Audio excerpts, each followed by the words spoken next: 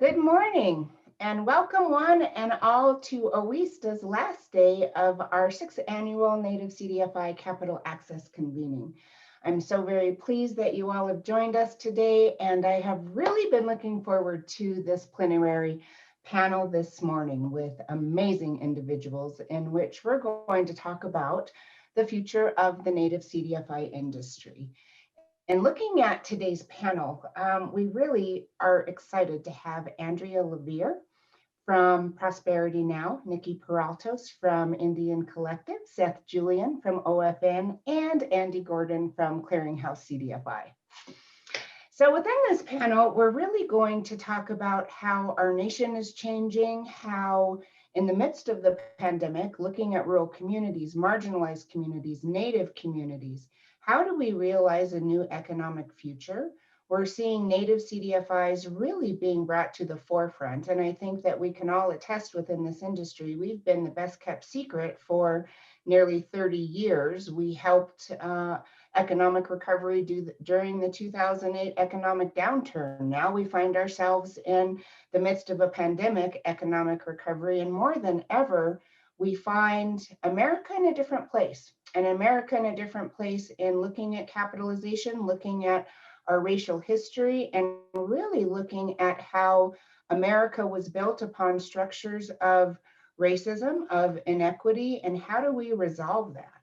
So it's a pretty deep conversation, and every one of our panelists really has something to add in regards to asset building, into new endeavors, into current endeavors in which we can all band together as an industry, as we have done since our inception, but really look at this moment more so as a movement. I think that's been something that really has reverberated throughout all of our conversations we're having outside of this conference.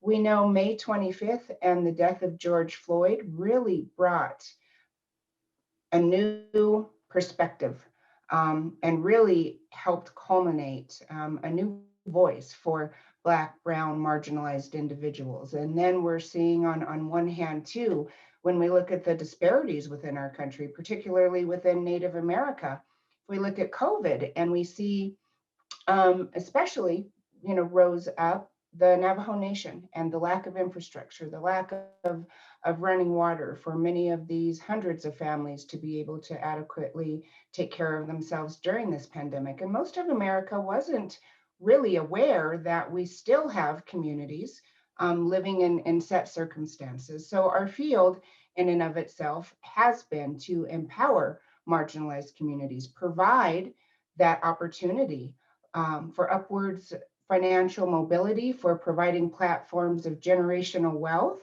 and in our case, really providing all of those services and manners which are culturally relevant and respectful. So within this panel, I'm first going to call on one of my dear friends and colleagues for years, Seth Julian from OFN, and talk about, and Seth, if you could talk about, as I just alluded to, CDFIs for years really have been the powerhouses in creating assets, helping marginalized communities. From the onset, now we know nationwide there's over 1,100 CDFIs operating in marginalized communities. OFN, as the leader and the membership organization for decades of our industry, what have you seen just within the breadth? Again, we've both worked in this field and seen massive changes, I would say, even within the last decade. But what have you seen insofar as us being able to expand our tent, not only within the services we provide as CDFIs, but incorporating new partners to really help leverage our ability to provide loans, provide capacity building, and people essentially getting on the bandwagon to support the industry. What are you finding in that regard with your breadth? Yeah, thank you, Crystal, and thank you for having me. Our president and CEO, Lisa Mensa, was going to be on this panel, but she actually unfortunately had to testify at the Senate Banking Committee, but she's really looking forward to joining everyone at the closing. So stick around and make sure you see her.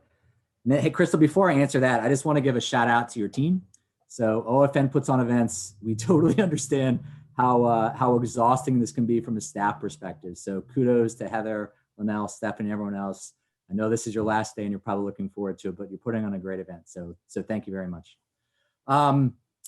Yeah, I mean, it's been unprecedented for CDFIs for sure. So I think if you look at just COVID in general and how particularly kind of communities of color were kind of disproportionately affected, and then when you kind of have the George Floyd's murder, you know, CDFIs were then just kind of thrown into the lust as you know, these financial intermediaries that can really make a difference in their communities, and they can kind of really go deep. I mean, I think your theme of rooted in community is really relevant. And what we have seen really over the past 16 months is a combination of both new partners for sure, and I'll kind of get into that. But we also have kind of old partners who really stepped up. I mean, I think Wells Fargo definitely stepped up with their Open for Business fund. I think they've kind of granted out more than 100 CDFIs right now. Our traditional kind of CRA partners definitely stepped up in the very beginning of COVID.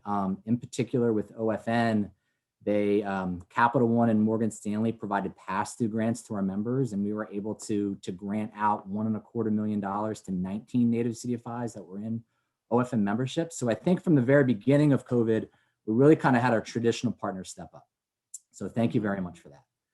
And then what we started to see is really new partners start to see the benefits that we've all known. We are the best kept secrets for sure, but we've seen new partners really step in, and in particular corporations. So what's really been fascinating to see is how much interest that there has been in CDFIs in a really short period of time. So from OFN's perspective, you know, we launched the Finance Justice Fund where Twitter was the initial investor in that, but we also had an investment fund with Google where nearly $300 million has been invested in these funds when they're deploying those out to OFN members. But beyond just those two, we've seen so many corporations get involved. So whether it's Netflix or whether it's Square or whether it's PayPal, Comcast, there's just a plethora of new corporations who are really lending from their own balance sheet into CDFIs. And I know some of these may not have necessarily been directly to Native CDFIs right now, but at least I know on the Finance Justice Fund side, we are absolutely trying to go deeper and touch more Native CDFIs with this money. So when we have these conversations with new partners, what really is key is how CDFIs go deep in their community, how they are serving, you know, communities that are typically overlooked. So whether that's Native communities or communities of color and Black and Brown communities, CDFIs know those communities are able to lend responsibly in there. And that message has definitely played a key role. I think another key element is frankly CDFI's involvement in the PPP program and how CDFIs really stepped up and really were able to lend to small businesses, sole proprietorships, and lend billions of dollars in that program to really effectively show the scale of our industry and how we can go deeper. So that's been really pleasant to see. And I think the other kind of area where we're seeing more partnerships is on the government side and not just on the federal side. Mm-hmm. So what we've seen is really lots of different state governments have chosen CDFIs as a mechanism, you know, to kind of get money out and make sure that dollars are going to communities of color. So I think a couple examples of that, you know, in Pennsylvania, there was a really kind of great program for this, and CDFIs are actually administering a grant program to make sure money goes out to small businesses. Same in California. We saw New Jersey and Wisconsin have kind of specific programs. So there's a lot of states now that are seeing the effectiveness of working with CDFIs. And then obviously on the federal level, we've seen just a lot of interest and involvement of CDFIs with the Biden administration. I think everyone saw Lisa when the rapid response, you know, awards were given. So I'm sure everyone is excited about that, and congratulations. And that's a lot of money. So, you know, $12 billion in the CARES Act with $9 billion in the ESIP program, and this first $1.25 in the rapid response, and still another $1.75 billion being deployed. You know, CDFIs really are more in the spotlight. And I think it, you know, again, I think what we have always known of the special sauce of CDFIs, and that they know their communities, they know their borrowers, they're invested in their communities, that has really resonated with all of our new partners. So I'll stop there.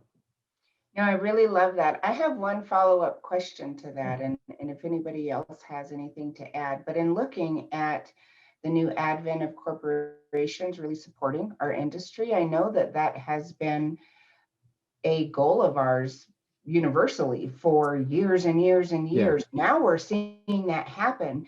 Do you foresee that? And I think it's wonderful, as it should be. OFN, the membership organization, you provide such a platform of stability, years and years of data. So it's obvious that's the perfect entry point. But do you see this as maybe a one-time initiative? Let's get hundreds of millions out. We check the box. During COVID, now we continue on, or how do we continue to, or what is OFN's thought on that, or all of us? Yeah. How do we continue to stabilize those relationships and really, because corporate America has billions and billions and billions. Give me a break. So how do we continue the trajectory there? It's a really good question, Crystal, and that's something we're working on every single day. So let me give a little bit more context. So during the Great Recession, when we were coming out of the Great Recession, OFN had a partnership with Starbucks that was called Create Jobs for USA. Yep. The grant program, buy a bracelet in Starbucks, and this $5 donation would flow through OFN, and we passed through 100% of the proceeds to our members. That raised like roughly 14 or 15 million in grants, which was phenomenal coming out of that. But it really kind of like teetered off of that. And at that time, OFN, we really weren't getting as much interest as I think we thought we would. And we kind of go now through this COVID, and yes, we've been successful in having corporations lend from their balance sheets now, for sure. But what's more interesting is the people who are joining OFN's newsletter, where it's a different level of people now who are much more interested, engaged in CDFIs. If you see just the media spotlight that we've had across the entire industry has really been significant. And I think it's very important for us to continue to kind of shine that spotlight on the importance of CDFIs to make sure more corporations are kind of aware. And yes, I mean, we are beating that drum on a daily basis, and we are making our tent bigger and trying to have more kind of supporters there. So I'm really optimistic, especially with the Finance Justice Fund, that we will have more corporations kind of invest in that fund, and then, you know, help broaden the spotlight of the overall CDFI industry. I love it. Does anyone else have anything to add in so far as corporate engagement or anything you're seeing in the industry? Yeah, no, I think this has been a great conversation, and just had maybe a question also for Seth, and just kind of what you've been seeing in these spaces, whether it be corporate kind of investing, there's social and impact investing, just kind of in general, what do you think some of the maybe major barriers to access have been for the Native CDFIs in your membership, and what could be done to kind of bring them into the fold, and what can we do on this side to ready ourselves as well? Yeah, Nikki, that's a really good question. So I think, so OFN has a debt relationship with a couple Native CDFIs already, and we're looking to kind of grow that. And I think, working with OIST a little bit, we can kind of be able to deploy some more capital. I think it's a combination of one, some Native CDFIs haven't taken on debt before. It's just purely equity on their balance sheet right now, and we kind of need to teach them about how just the best practices in financial management. I think there is a little bit too of just overall kind of staff capacity that we kind of have to continue to work on. One of our big kind of components of the Finance Justice Fund is we don't want it just to be debt. We want grants attached to it to help CDFIs implement the program that they want to implement. So we are really, the corporations are definitely, providing a lot of the debt capital to this fund, but we totally recognize the importance of grant capital. Lisa calls it a stapler, to kind of just go along with the loan. And we, in certain circumstances, there may need to be a larger grant amount to a Native CDFI or a smaller CDFI to kind of help them make sure that they can kind of implement the program. Yes. Crystal? Yes, please. So I'll get into this in great detail when my turn comes around, but I think the whole focus that I'm going to describe is why enterprise level capital or philanthropic equity is so essential to be able to help both fuel and stabilize this incredible growth opportunity. And I would just add that this corporate interest and business interest is long overdue and incredibly welcome. But at the same time, one of the CDFIs on which I'm on the board, we have one of the largest companies in the United States providing debt. And they are requiring a net asset ratio way higher than the standard CRA lenders. So there's also, I think, both an educational process, but back to Seth's point about why the grant capital is so essential, particularly given the business models of native CDFIs, which are invested in so many more activities for which debt is not a good match. Thank you, Andrea. Mr. Gordon, Mr. Andy Gordon, one of our favorite partners, constant believers in Indian country, I will pose my next question to you. Okay. So you have been, as in Clearinghouse CDFI, yourself and Doug, investing in Native communities for decades.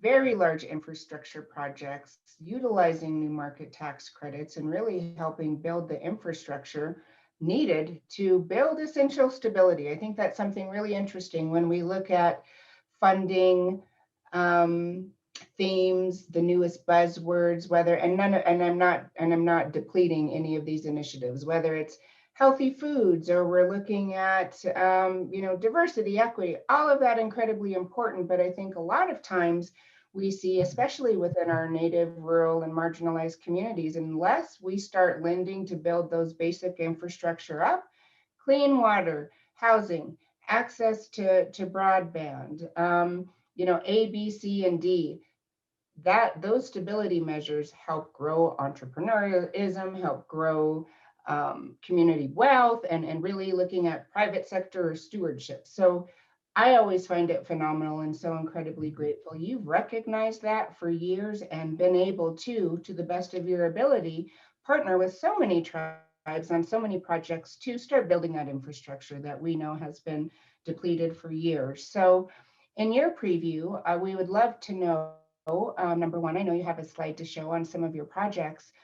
Explain what that looks like. But two, when we start looking at new revenue sources, new ways to capitalize ourselves, new ways to partner, what do you find interesting? And we know on another level, scale can be an issue.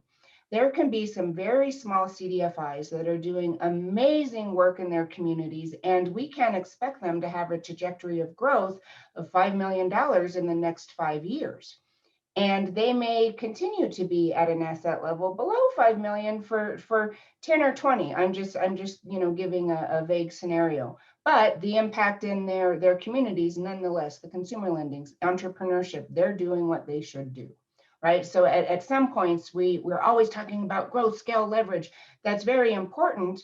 But in looking at the concept and the essential essence of what a CDFI, native CDFI is doing, what new ways can we think about for those smaller CDFIs to expand revenue sources or be able to partner in measures that we don't have this expectation that you become a mega conglomerate lender, but really be able to enhance self-sustainability measures on that end?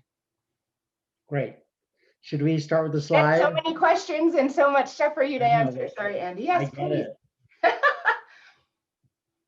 Okay, thank you. I just thought I'd provide a little bit of background to the group. Some of you folks know us as Clearinghouse CDFI. On the left-hand side there, Stephanie, who's on this call. Hi, Stephanie. We have a Native American advisory board. So we're not Native American led. We're not a Native American CDFI. We really value the guidance we get from our advisory board on the deals that we do. And some of it is technical and some of it is very much cultural.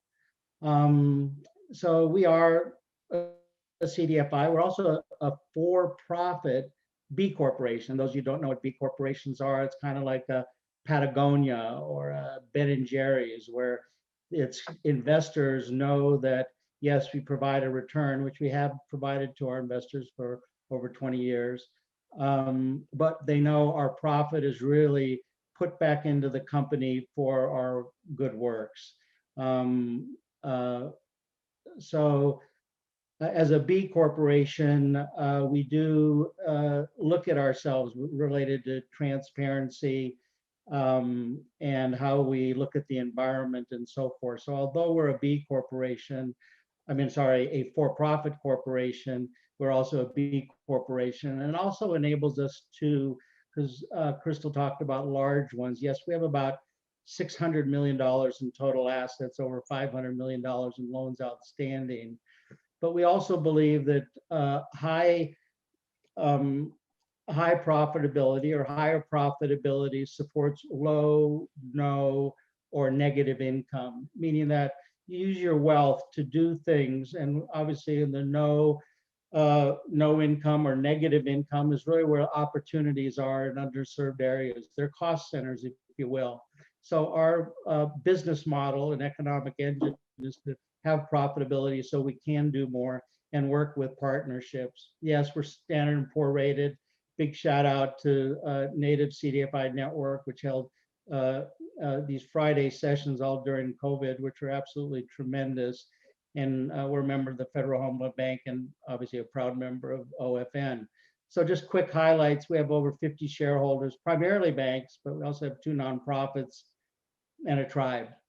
We've done over $2 billion in financing and close to 600 million in new market tax credits. But I want to talk about in our Native American projects, we've done close to $30 million in loans and close to 80 million in new market tax credit. And just this past year, we did 30 million in new market tax credits, primarily in 2 projects in the Aleutian Islands, which was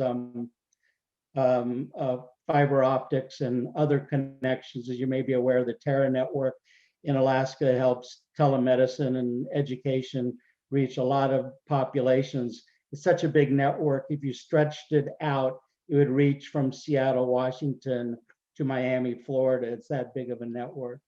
And what then we did, as Rachel talked about, is other types of infrastructure, water treatment facility at the Pueblo of Laguna in New Mexico.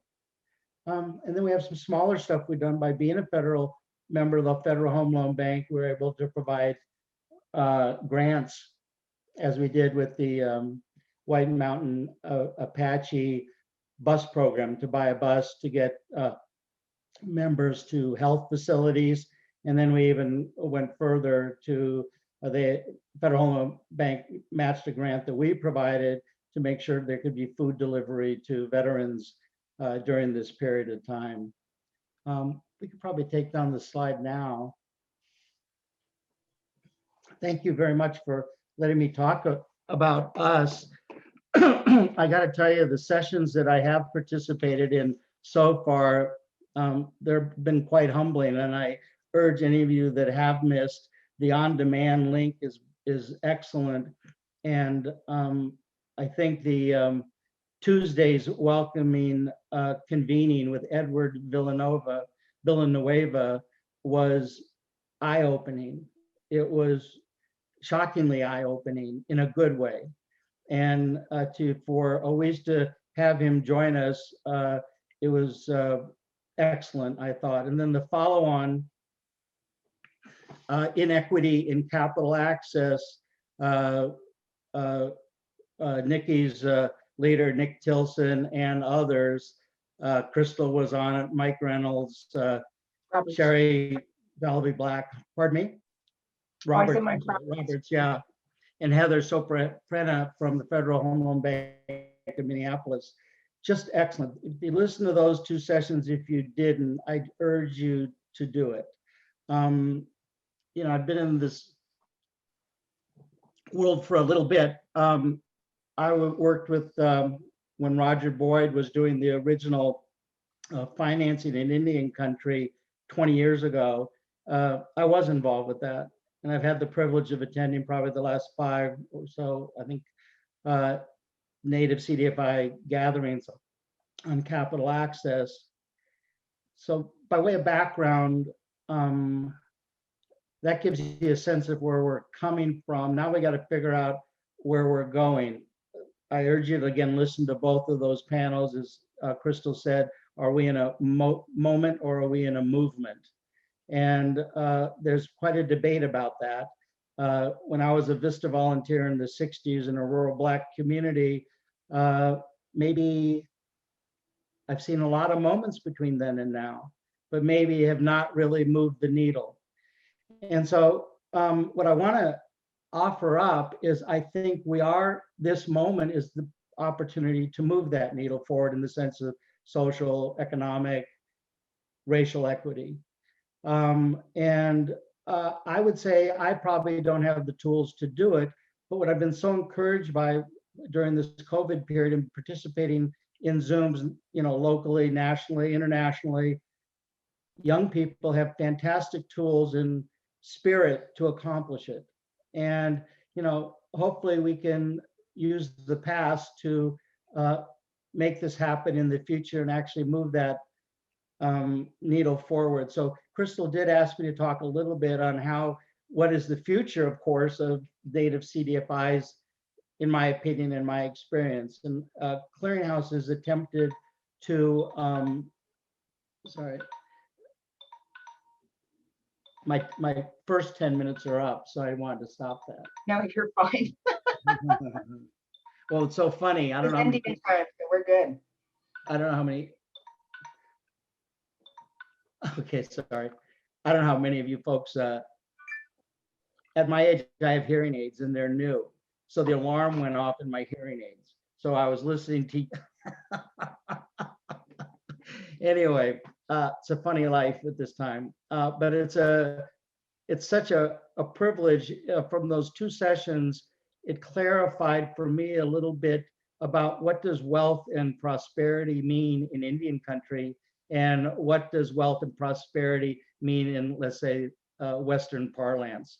And it was really helpful to me. And I think what makes my heart sing is the generational wealth in Indian country, maybe not financial at this point, but the wealth that is shared with us generously. And that we now have a chance to broaden ourselves. I'm going to jump on quickly examples. I think participations or relationships are important. Arizona Multibank, which I started in '91, merged with Clearinghouse in 2015, a nonprofit combining with a for-profit. And that where we were maybe a 4-person organization with $10 million of capital and $5 million of loans outstanding, it was self-sustaining, but it couldn't get to the scale we needed to. So we were able to combine and do a lot more resources without giving up a boutique-y feel about the way we lend. So we have a local loan committee in Arizona in particular. We have a local advisory board, David Castillo, who you may know is on that. That combination is how we could collectively do more in Arizona. We, quadrupled the amount that we normally did annually by having those resources. So what else have we done? We've become an equity investor in Native American Bank. We're a shareholder. We have money on deposit there as a minority depository institution. We have become a loan participant in loans where they have a certain amount that they can lend maximum. We could join in them so they could do larger deals. We've also in 2010 years ago, we were early on with Native American Natural Foods and became a lender, and then now equity investor, and they're a new capital raise now with Tonka Bar. I do want to take a quick aside there. Part of the reason I'm so excited when I see Nick Tilson and you hear his remarks, being the son of Mark Tilson, one of the co-founders of Native American Natural Foods. And you may have seen Gerald Sherman, who's chairman of our Native American Advisory Board, and his son is the sous chef and Dana Thompson are opening this great Native American restaurant in Minneapolis as a joint venture with the Parks Department. I guess what I'm expressing to you is there's a generational thing going on right now, which is very exciting. And as Nick would say it, they have, this group can discern disauthenticity, if you will, and authenticity, and they call it out when it's not.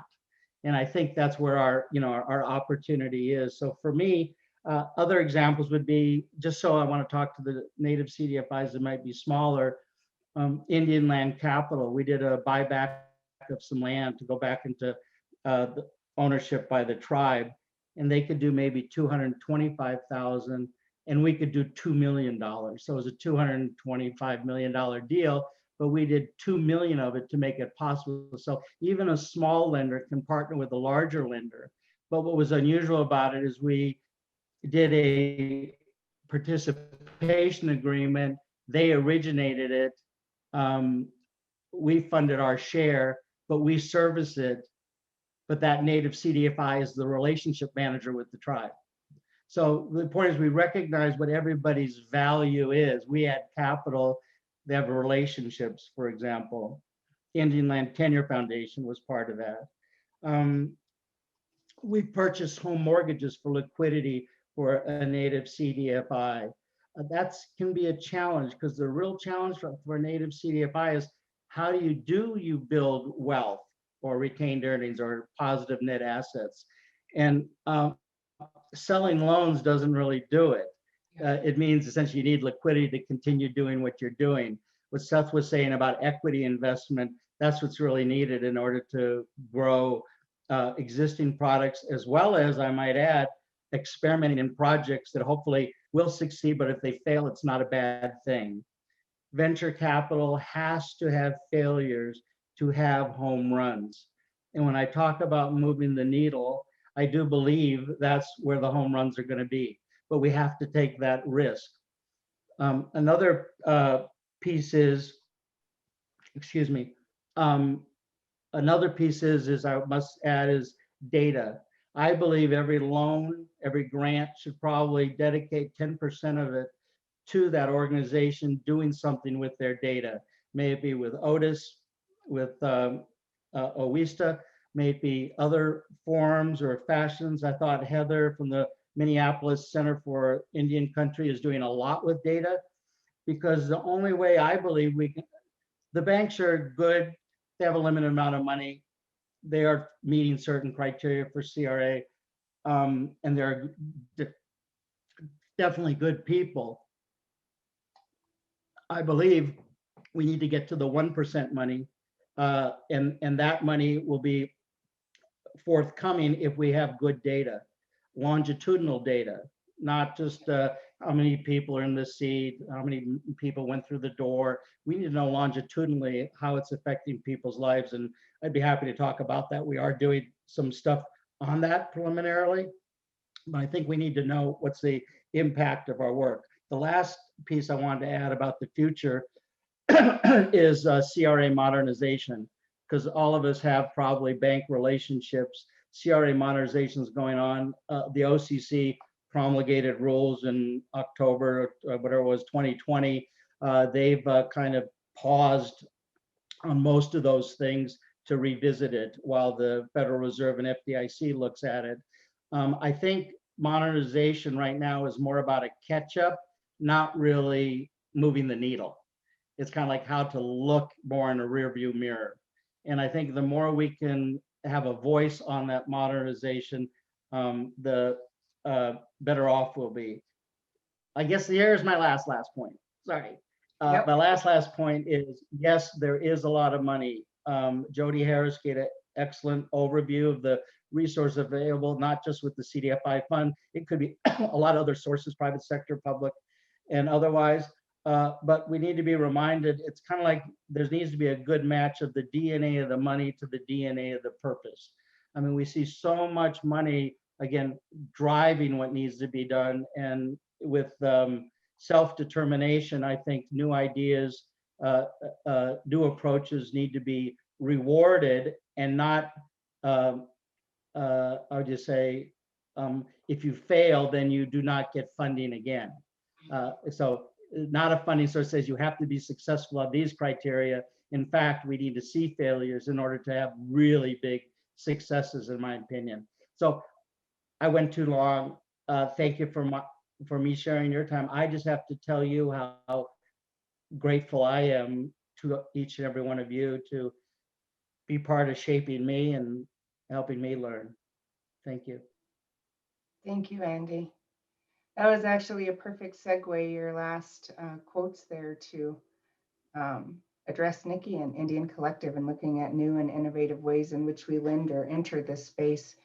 Nikki, your organization, Indian Collective, is a powerhouse and has become fast and furious, a wonderful powerhouse in Native America. And we are so incredibly happy to join, to partner, and see what we can do collectively together. I'd really like to hear from you in terms of the Indian Collective is posed and is an emerging national Native CDFI intermediary.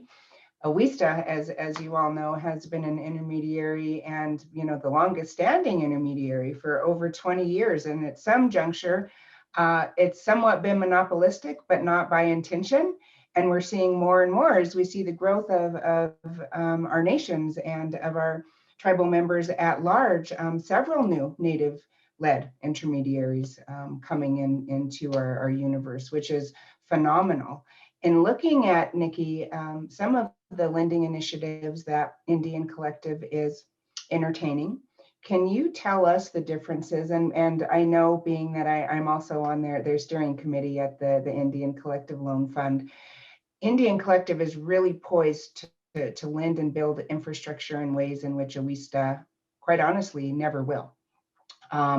And we've all got our own buckets per se, and we can open those buckets, share those buckets, but predominantly we're looking, and OWISTA always what has our Native CDFIs best at heart, and you know, continue to lend in those measures, and are looking at other dynamics as well. But Nikki, tell us a little bit about the creation of the Indian Fund and really the resiliency that you incorporate into how you look at lending, how you incorporate these Indigenous values in bringing capital together to really assist the long-term vibrancy of Native communities. I think our audience would really like to hear about that. I'm always fascinated and so pleased when we're on our steering committee meetings, and just, you know, blown away by a lot of the initiatives that you're looking at. Gwech, Crystal, Wuju, Inadenue, Magnaduk, Nikki and Paradas Indigenous Cause, Makwanduda, Monamani, Zagi Gung, and Dunjaba. I'm sure we have some other Ojibs listening in the audience. But yeah, just happy to be here. Thank you, Crystal. And I just said that I am Anishinaabe from the beautiful Lake Vermilion side of the Bois Forte Nation here in northern Minnesota, calling in from my bedroom on Dakota Anishinaabe lands here in Minneapolis. And I'm also Bear Clan, so some of you know what that means. Perfect line of work for me in certain aspects. But even before, so thank you for the question. And I do think where Andy left off, I love that, like the DNA of kind of where the funding's coming from, who we're doing it with, all of those pieces has to match the DNA, right, of the community, of the project itself. Sometimes here we'll say part of our role is helping source the right capital for the right project at the right time. But I think it's also doing it with the right principles and the right kind of mind frame going into it. And we can talk a bit about that. But I just wanted to quickly center this. This was not even part of what I was going to say. And I will be trying to be mindful of the time. But I think it's important when we're talking about the future, right, of the Native CDFI industry. I mean, that's obviously like this sister of the future of Indian country, Native America, and also beyond, right, artificial borders, so inclusive of all of our communities. But right now I think we talked in, I can't remember, Crystal, if it was like a steering committee session or where we were at, but you were talking about the future of America being rural, right? And then I also, Andy, used to work at the CICD. So, we were seeing that as well. Like they keep talking about, like, in the last couple decades, this diaspora, everyone's coming to cities, this urbanization. We're actually seeing a return to rural. Oh, that is not an easy word, y'all. Rural community, rural communities, and also tribal communities. So the future's rural. And we're also, centering climate resistance. We can see that with this new administration and what's coming down the pike for all of us. So important to say that tribes are the 13th largest employer in the country, right? They're the anchors of rural America in some parts. And then indigenous wisdom is really being centered in this time. So when we talk about things like renewables, 10% of all of the potential renewables and powers in the US is in indigenous hands, indigenous lands. We have hundreds of thousands of private enterprises. The future of Indian country is private enterprise. It's not the public sector, whether that be federal, whether that be even our tribal nations. So obviously Native CDFI is playing an incredibly important role in facilitating private enterprise. If I had an hour, I could do a nice, like, maybe data overview or data dump of everything I just shared that I didn't plan to say. We don't have time for that. I'll keep moving on. But yeah, at Indian Collective, the way that we think about all of the work that we do, because if you think of it in the Western kind of perspective, there's like parent company, holding company, subsidiaries. We talk about it as our ecosystem. It's all movement building work, right? We support direct action, community organizing, policy informed legislation, to grant making and lending, which is Indian Fund, or my arm of the collective. And then through that work, we also do a lot of capacity building. So I think the main point of it all is shifting the power balance back to indigenous people. So it's really not, we are an emerging national Native CDFI.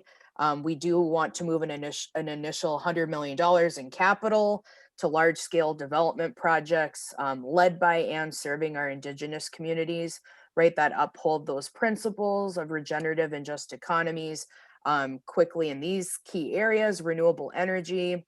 You talked about some of the need there: social enterprise, community development, affordable housing, and then infrastructure, right? So those much needed roads, telecom, and water in Indian country. But as part of the collective, and if you know our mission, you get what I'm saying here. It's like our CDFI doesn't really just talk about deal flow, right? That's not what we're talking about. It's what we are trying to coin as a new phrase, because we like to have fun with slogans. We're redefining lending the Indian way, right? So we're supporting projects that ultimately return the decision making around design, deal structure, and project outcomes back to indigenous peoples.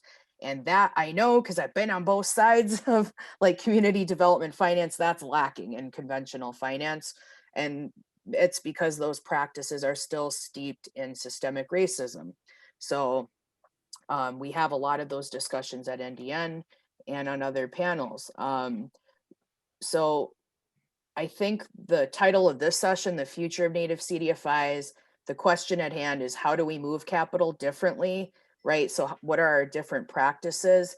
Again, it's kind of requiring a shift, not just from ourselves or our communities, but also philanthropy, impact investing, and federal government. So I just wanted to quickly share our 3Ds, and then I'll spend like 1 minute or two on just kind of the lending model, because I think it's important to really have the conversation I just had, and then the technical pieces.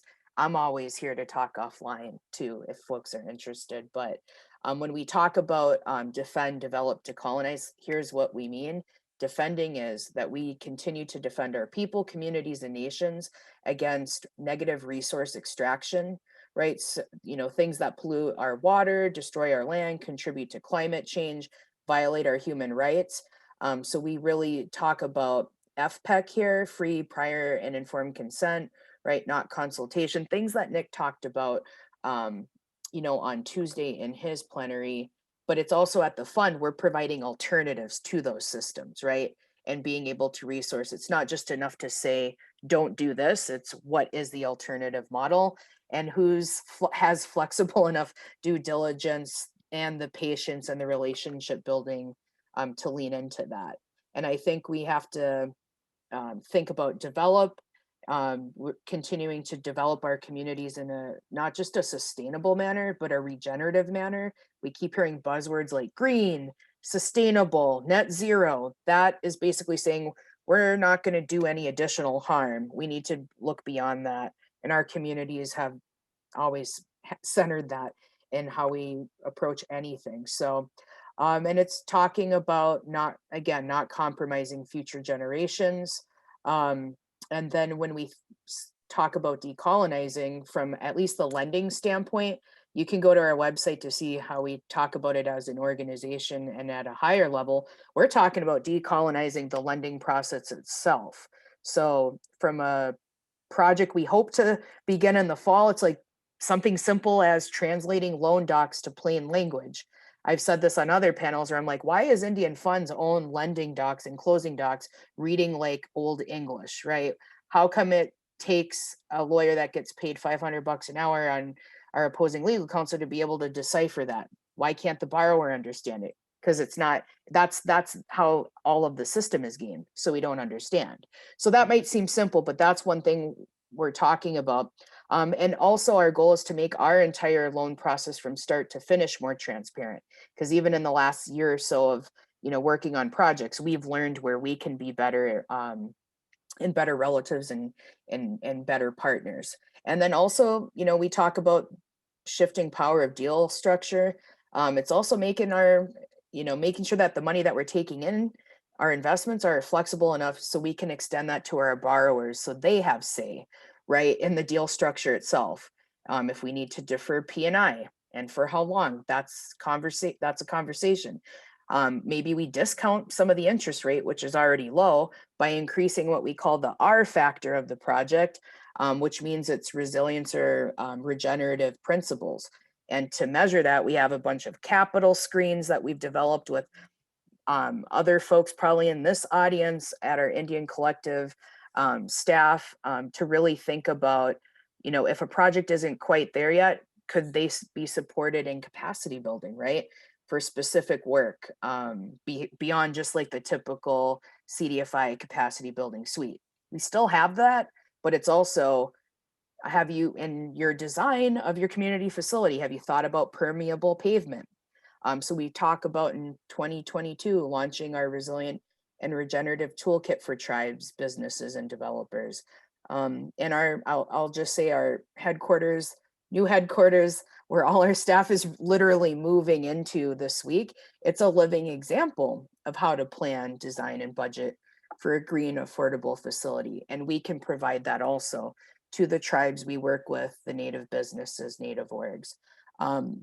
So I think in this big space, if there were infinite time, I would talk about some of our projects as examples. I could even talk about some of the specific ways we think about due diligence and indigenizing that. I don't have that time, but just to say it is about restructuring the way Native CDFIs do our due diligence, and not just boilerplate copying, even like a non-Native CDFI. Too many of us do that. I've done that in the past.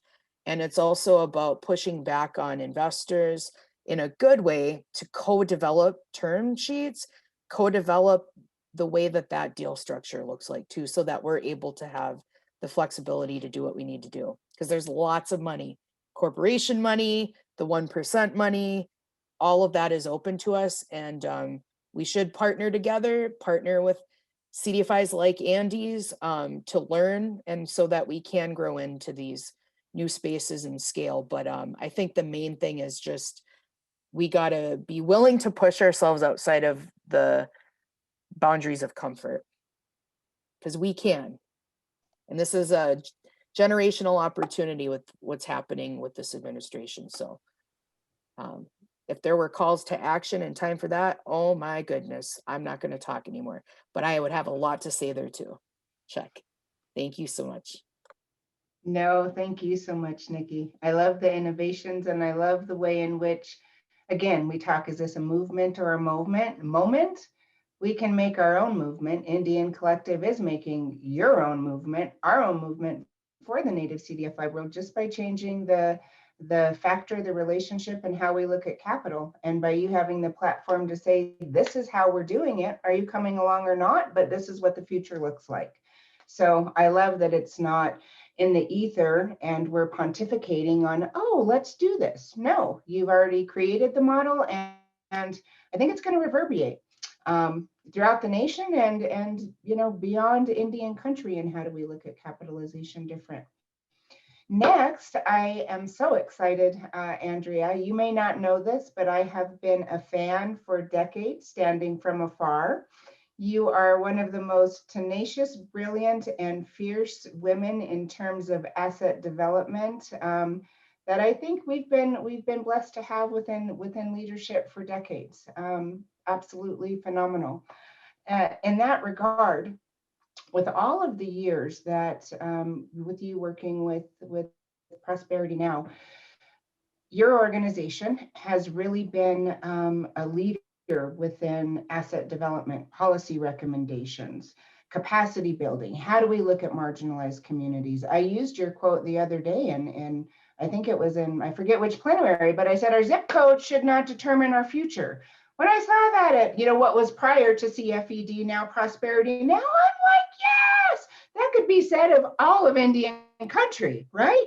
So you put things in ways, nations, are not nations, but organizations, whether you're a CDFI, whether you're a social service network, whether anything that has to do with uprising and creating equity for individuals, that has been your life's work. And so incredibly grateful with a new paper that you developed, the blueprint for enterprise capital, which, and you indicated and referred to, earlier, is really looking at capitalizing nonprofits different. How do we move capital in a different way with your breadth, with your knowledge in this field? Tell us a little bit about that. Tell us where you think we're going. And what I love about this, whether we're talking to Andy, Nikki, Owista, Seth, we all have this, call to action. We all see, working in our respective fields, the pandemic, ratio, and a lot of what we're hearing, we know, and we've been seeped in for years. And we've been working in our own silos, for instance, to really break down those barriers, break down the narratives, and open the world up for equality. So let us know what you're doing. Let us know what you're up to, and let us know what you think about this.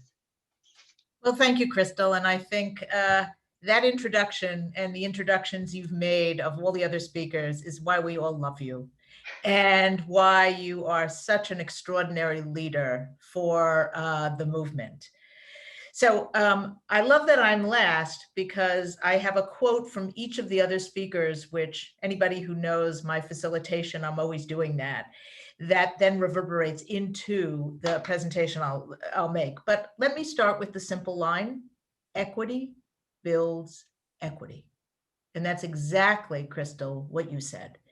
And the other line I'll say, which all three of you have echoed, is that all money is not the same. And as we think about how we need to restructure the nonprofit capital markets, which in many ways are operating not 1 century old, but 2 centuries old, all the innovation work you are doing stands out. I had the privilege, when I was president of Prosperity Now, of working very closely with the Native American community.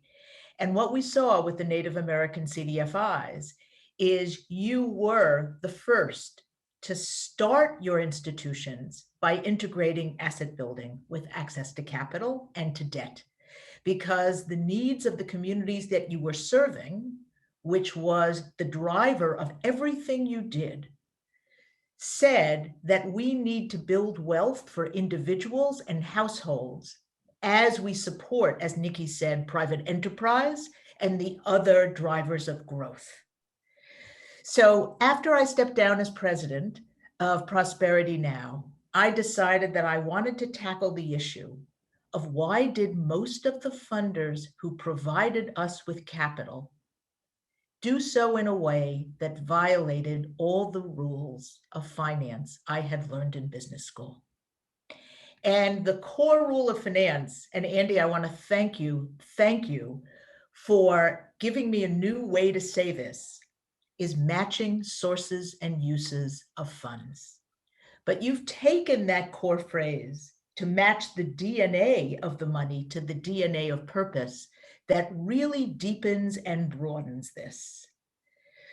So the Blueprint for Enterprise Capital really lays out a framework and a strategy for how we provide the kind of philanthropic equity that venture capitalists and private investors have offered to for-profit businesses from the get-go, to nonprofits, CDFIs, and social ventures.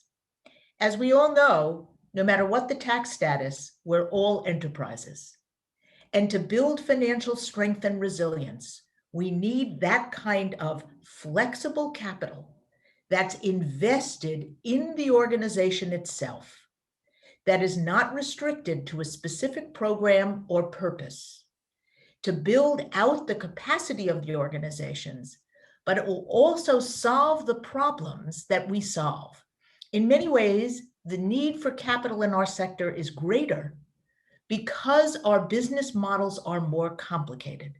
We are solving problems that the private markets will not solve, and we're doing them with a range of tools. I lost count of the number of financial products and tools that Andy listed. And we need the ability to ground our enterprises in this kind of capital. Again, as Crystal said, this is not new.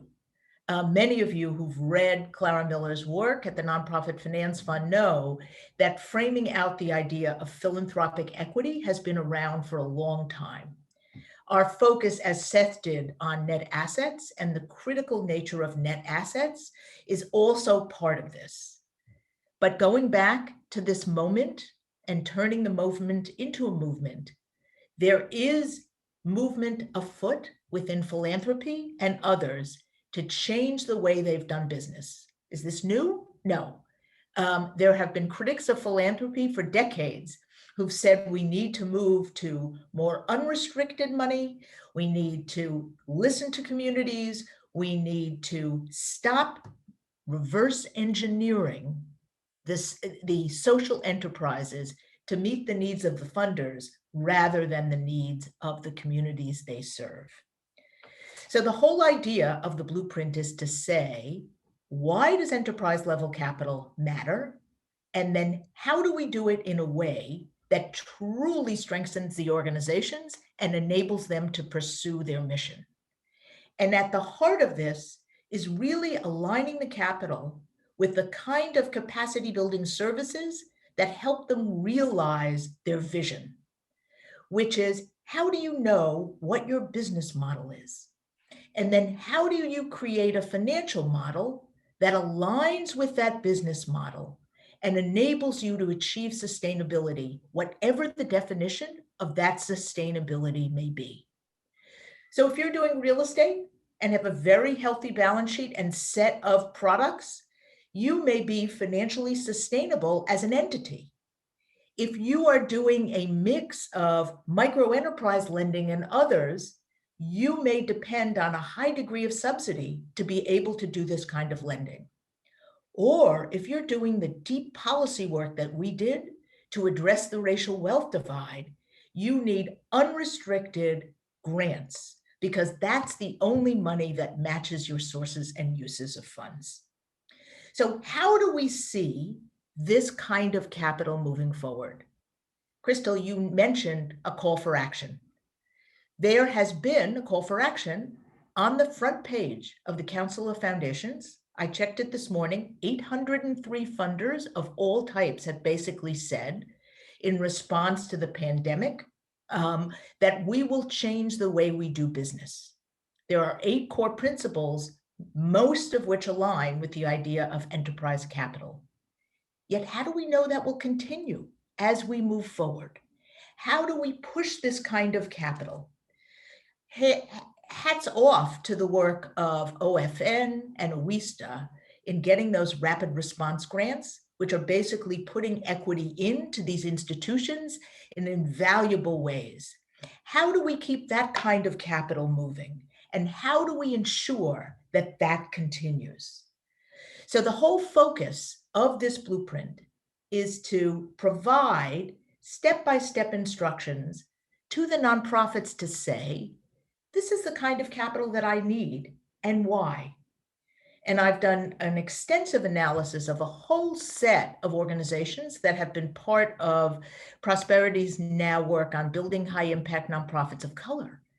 And what I've discovered is as organizations have lived their entire lives in moments of scarcity, their ability to imagine a different way of getting capital is really limited.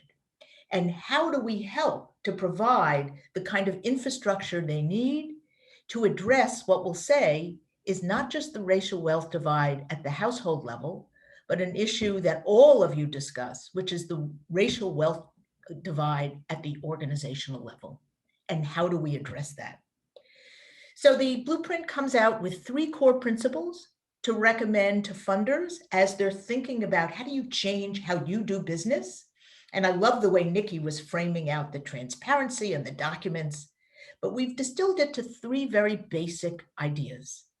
Simplify the way you give money, make it unrestricted and flexible and driven by the organization's vision. Integrate how you do this with the needs of the organization, determining joint metrics, and identifying what really matters when you want to measure it. And finally, collaborate. Figure out a way that every fundraising ask isn't separate. The way we can begin to aggregate sources of capital in the way that we've been able to do with the public sector, and some of the great platforms that we've discussed here to make it easier to get access to capital. When the idea of philanthropic equity was first raised over 2 decades ago, it was really focused on the issue of scaling. What the blueprint does is said, that's not the only use. Let's think about how we launch new initiatives with enterprise level capital. Let's talk about how we stabilize organizations that have been thoroughly shaken by the pandemic and need to recalibrate how they are. And then let's talk about how we grow. Each of these have different needs for capital. And finally, how do we align the expertise that organizations need to grow in a healthy manner? And what we propose is an enterprise capital cabinet, which could be your board, but in many organizations is not your board. How do you get the skill sets, whether it's in financial modeling or market analysis or other things that really help you grow your enterprise in the way you need to grow that? So in the end, the way we see this capital is so aligned with the way OWISTA and the way the whole Native American movement has said capital should be invested in organizations and should fuel the growth of the community and the people who are there. So with that, I have great hopes that working all together, we can turn this moment into the movement we know is necessary.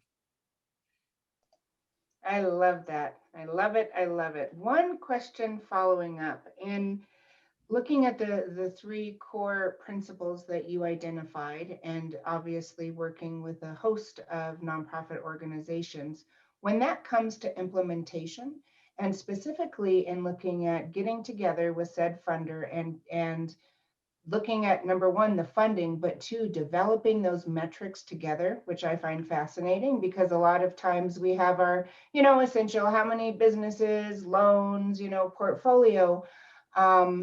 And if you're investing in, an organization, and if it's a minority organization, again, looking at check the box. But how have you seen that translate and facilitate in or have you yet in some instances in working in a real life scope with that? I think one thing that we're so good at is as a CDFI industry and bringing on new entrants of capital is to look at impact different, to look at a lower financial return in a different measure, but the social impact and the generational impact that funding provides outweighs your 10% interest you want back in 18 months or, whatever. I mean, then I'm talking more larger venture capital type deals. But have you found, and especially I'm hoping in this moment that we're making a movement, that these larger institutions, kingpins, for lack of a better word, are really willing to translate and do things differently? Has that played out in a measure of, I mean, this blueprint, I think we should give it out, make 1 million copies. All of our CDFIs get it. All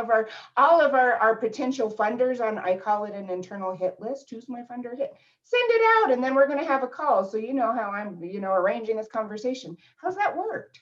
Love it. So let me cut at that in 3 different ways. One, very candidly, the funders and donors who are most resilient with this or most flexible are usually the new ones with less institutional background and infrastructure, right? Which doesn't mean, I've done some training sessions for some of the largest foundations in the United States. How we get to the ultimate goal is another question, right? But the individual donors and others who are more flexible with their capital are the ones who are first to try to do this. But the second point is, and in the blueprint, it says this very clearly, the power of how venture capitalists or seed capitalists invest is the interest of the investor and of the company are aligned. And so they come with that attitude. And Dan Nissenbaum and I published an article in the Chronicle of Philanthropy all about the impact of reverse engineering. The fact that Foundation A will say, I will only give you Monday on Tuesday when it's raining, and then you can use it in those ways, and you tell me exactly when that happens. And what is that doing? That is increasing the operating risk of the nonprofit. That is changing its model. And I have to say, my favorite quote is, I was listening to a webinar with Brian Stevenson. Now, what nonprofit CEO has more influence than Brian Stevenson? And somebody asked him about philanthropy, and he said, oh, I just turned down a grant because the donor wanted me to change my business model. And I thought, if this is happening to Brian Stevenson, this is happening to everyone. And so I think one of the key things we need to do, Crystal, is really explain how that increases the operating risk of these nonprofits and also dilutes their ability to achieve mission, which is why the funder is there from the get-go. But the final thing is, as long as there isn't a multi-layer infrastructure above the program officer, which gets back to why smaller funders are being more flexible than larger ones, it is a very productive conversation to say, what is the impact you're looking for?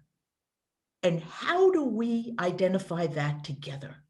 One of the foundations that's profiled in the case study, and one of the case studies in the blueprint, provides their own research staff to support the nonprofit's ability to track metrics. So there's not just an operating grant, but there's also funding to help create that infrastructure to track the metrics, because the nonprofits want that as much as anybody. So I think there's a lot of creative ways for us to think about the number one thing, funder, your return is higher by following these practices than by doing business as it was done in the 19th century. I agree. Does anybody have anything to add to that before we get to questions and answers? Yes, please, Andy. And Seth as well. Yeah, what I wanted to, it's about the future of native CDFIs, but also non-native CDFIs, is I don't think we're doing a good job in our own diversity, equity, and inclusion and hiring. Crystal, we've tried really hard hiring folks, and traditional channels don't seem to work. We try informal channels through Native CDFI Network and so forth. We need to be able to connect people who have the qualifications, and they are out there, I know it, but they also have to connect now with an organization that really embraces the culture of diversity of ideas and the strength of having diversity of ideas. So it's kind of like, it seems like there could be some type of a network for people looking for jobs, I think, for organizations that want, in particular, Native American perspective for initiatives to hire folks. And that, in fact, that entity or whatever it might be should qualify the organization first, that employee would be embraced and can grow there in leadership roles, not just fill a position, to see the real true value of it. Because it is extremely frustrating on this, diversity, equity, and inclusion on employment for organizations to do it authentically and to really get the benefit of it. So I think when Nick was talking earlier this week, it's kind of like, well, the organizations need to change maybe drastically. Well, we can chip away at it by getting perspective in our organizations, I think. So maybe this enterprise approach that you're doing that somewhat has its own independent counsel, whatever it might be, that I think that should be an element of it. Like, how is your board represented? How is management decisions made? For example, we have a B committee, we're a B corporation, so we have a Native American advisory board, but will that individual really flourish, hopefully, and be a leader? And I think through COVID, we've really have demonstrated that remote can work. So folks don't necessarily now have to leave their own communities to participate in other organizations and build that expertise for one's own community, I think. Anyway, I wanted to add that I thought in our own organization, I think that's a frustration. I know it's a frustration. I've expressed it to folks, maybe Stephanie, Crystal, and other people, is how do we get folks? That's really what it is. And I know folks are out there. That's really what it is. But they also need to know that the organization is not just receptive, but embracing in their own development. Yeah. Anyway, I just wanted to throw that out. No, that's important feedback. Seth, you were going to add something? Yeah, and I'm curious about your third point on the bullet print around collaboration. And you had said something, you should fundraise around a specific topic or issue and not just go out. And I think for a lot of small CDFIs and Native CDFIs who are at a 30-40% self-sufficiency, that's really hard to do sometimes. I'm curious if you have any insights into best practices that a smaller CDFI might be able to focus a little bit more on that. Mm-hmm. Seth, that's a superb question. And just last week, I did a keynote for the NeighborWorks CDFIs, and most of them are smaller. And one of the focuses was, how do we encourage funders? It's actually, I think, harder from the CDFI perspective than to say, how can we encourage funders to come together, to collaborate around funding? We, as part of the research we did on the blueprint, we researched a whole set of funder collaboratives to see, was there any secret sauce to why they would collaborate? And the thing we discovered is that the collaboration can happen around purpose and around criteria, but each of the funding organizations wanted to keep the actual grant making or investment separate, but were able to have a broad pool. So, you're already doing this at OFN, and I can see OISTA as well, but I think, how do we help to create those kind of funding collaborations? I've been talking, for example, with a whole set of funders in Colorado who, for whatever reason, have a culture of collaboration and have worked together around small business and other things to try to adopt a core common approach, even if they fund separately. So I think that is not that any of this is fast when you're trying to change funding, but rather than a set of CDFIs trying to raise capital together. Related to that, I do think, I was just going to add, I'm going back to the point about data. And as data is more uniformly presented, that I think dashboards, real-time dashboards on information will attract money. And I think that's the challenge. The challenge is, but everything seems to be, it has to be somewhat curated for each entity, but it also needs to be standard, in my opinion. And, you know, a lot of people have ideas on that right now, but as Seth's indicated, folks are looking for impact. They need information on impact, but I think it's above storytelling and anecdotal information.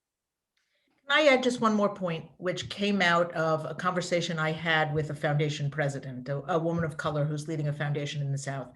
And one of the things that we see cutting across, including a lot of the corporate foundations, is this real sense that the nonprofit sector isn't serious and that it is charitable. So people really don't have to earn much money.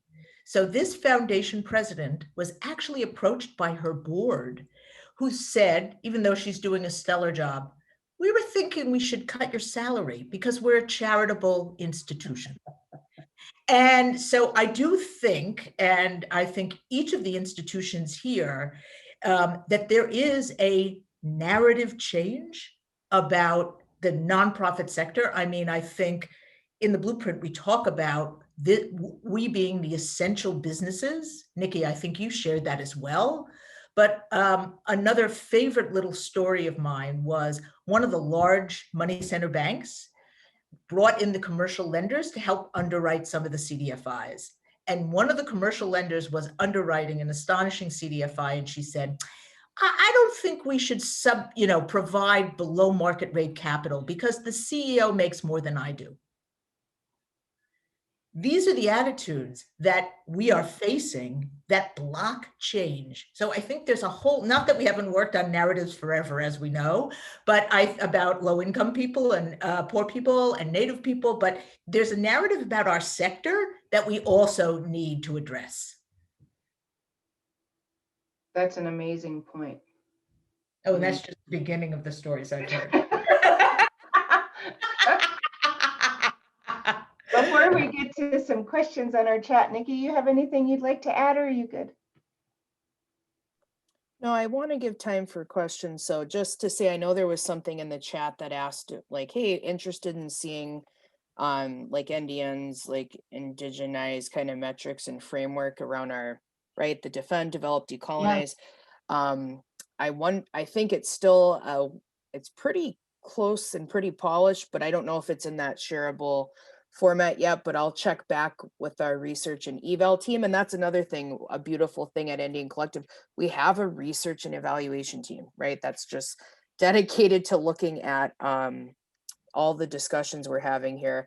I will only add that, you know, part of there needs to be uniform metrics or as high as kind of high level as we can get them, but there's also work to be done and value in, you know, project specific, business specific, community specific. So talking about how we in our capacity building can help the tribes and the businesses we work with do that and tell their story. And that will probably inform those kind of meta data sets we'll end up developing, but it'll take time for us in those projects to see that, yeah, maybe the value of a project is what it's reintroducing to the ecology of those lands, right?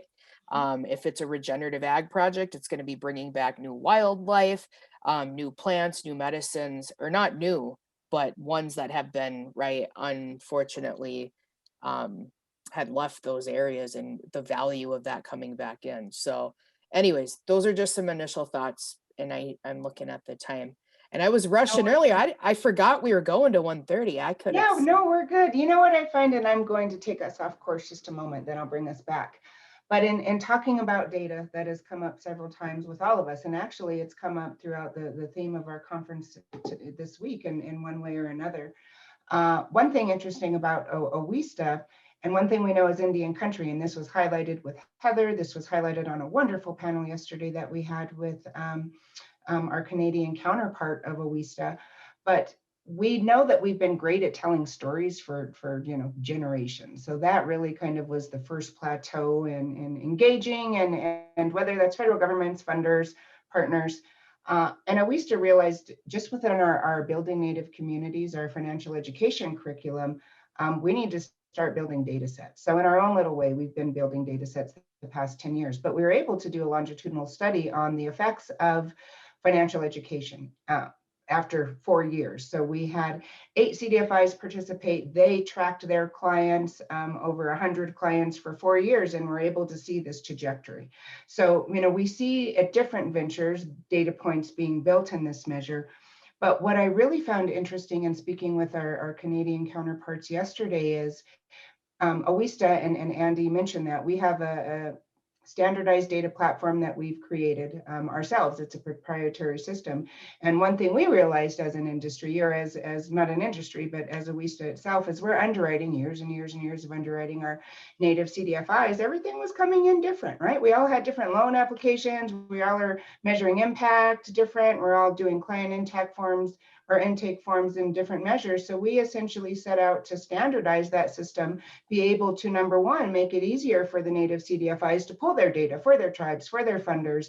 And it ends up being obviously, a lot of work on the front end, but once you get that institutionalized, and then on the back end, we're able to aggregate data for the first time and say all of our CDFIs in our portfolio. So standardization has been wonderful. And looking though at taking that one step further, which I find really exciting, and talking with Shannon yesterday, who is the CEO of NACA, and that's different NACA, so that's the Native American capital organization that essentially acts as a larger intermediary to smaller, what they call AFIs, Aboriginal Financial Institutions. They are data kings. They were able to, and I'll provide these data sets somewhere within the panel on the back end. But if you were able to make that session yesterday, if not, that's fine. But they have been able to really measure intangibles and detangibles. So with all of their years of lending as an industry, not only are they showing technical assistance hours capacity building, but they can translate that into measuring individuals' quality of life, measuring that communities, basically Maslow's, security blanket of, do you have food? Do you have housing?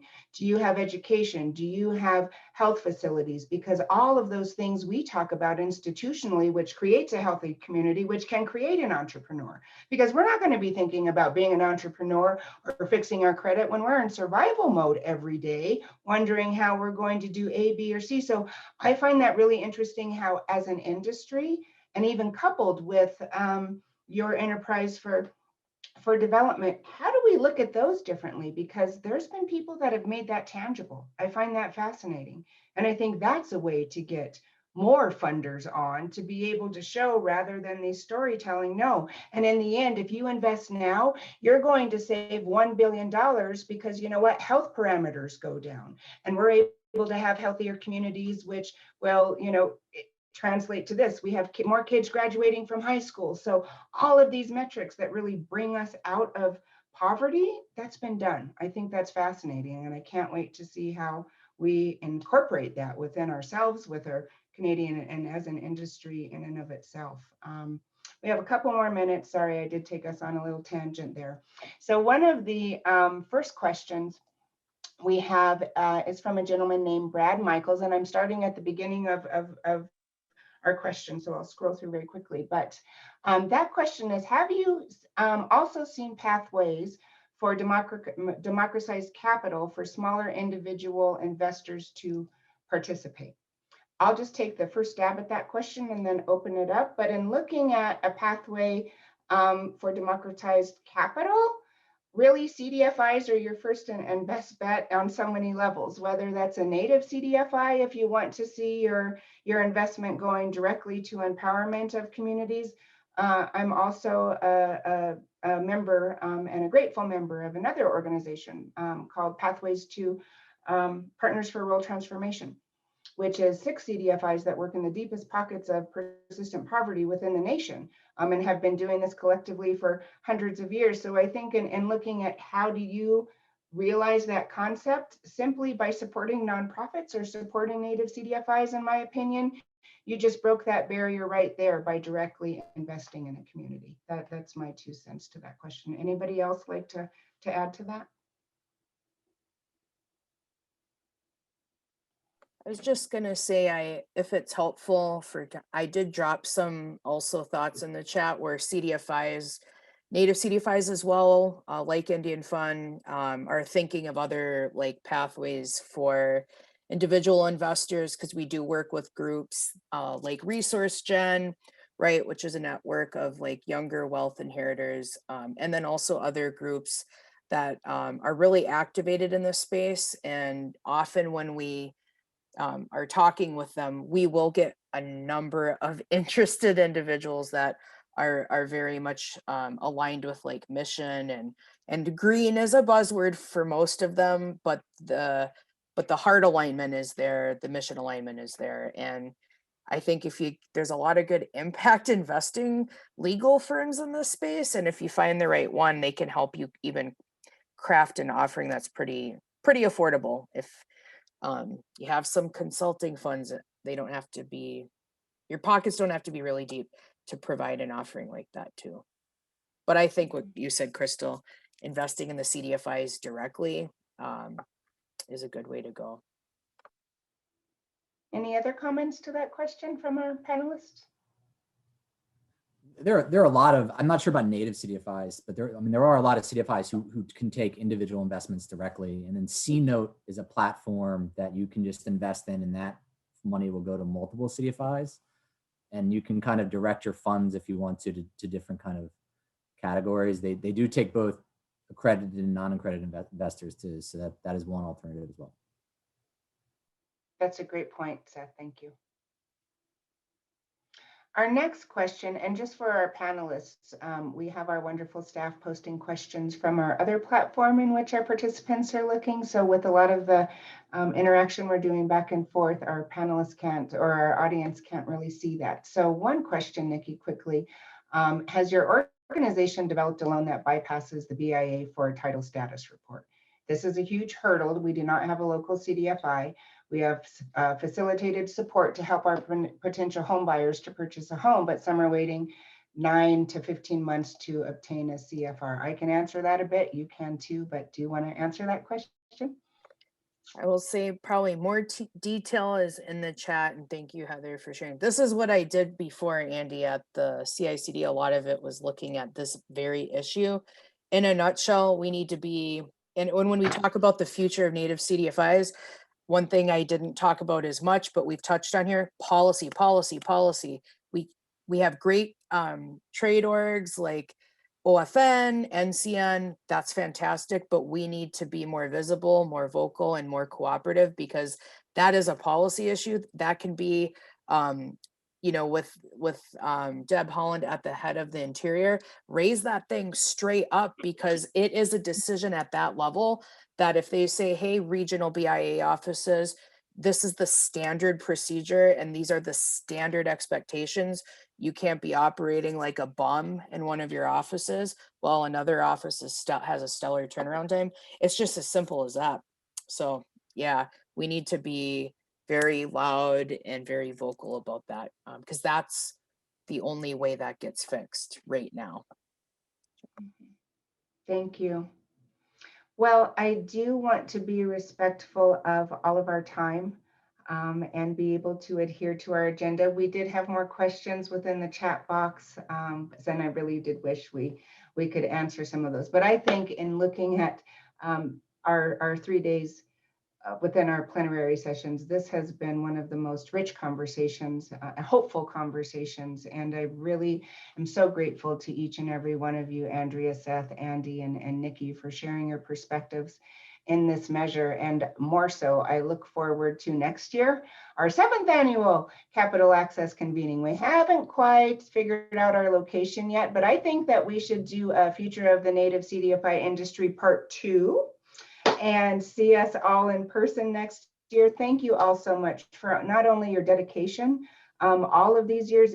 Each one of us have been, in this industry for decades, and each one of you have made such an incredible difference in large parts and small parts. So I'm just very grateful to be in your presence, to be part of this larger family, and thank you so much for your contribution and time today. So very grateful. Thank you.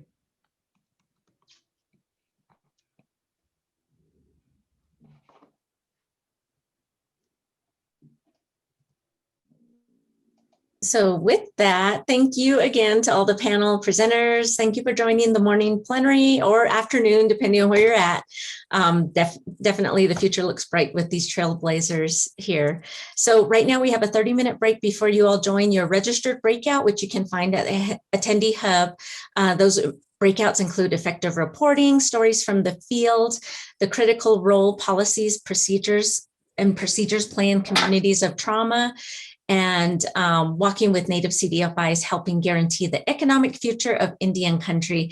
Then we will have our final plenary to officially close out the 6th annual Capital Access convening, which includes a panel of the Partners for Rural Transformation. And lastly, we'll have a conversation with Lisa Mensah, President and CEO of Opportunity Finance Network.